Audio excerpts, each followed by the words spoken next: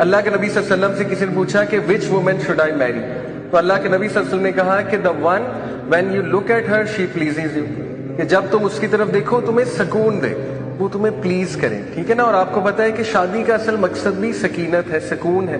तो ये एक अलग बात है कि अनफॉर्चुनेटली देखें हमारे जो इवन ड्रामाज फीमेल का पोर्ट्रेयल कर रहे हैं ना, वो एक एग्रेसिव फीमेल का पोर्ट्रेयल किया जा रहा है, ठीक है। और वो अंडरस्टैंडेबली उनके एंगल से ये कि जितना एग्रेशन होगी, रोना धोना होगा, उतनी एक्टिंग अच्छी होगी, उतना अवार्ड मिलने का ज्यादा चांस है।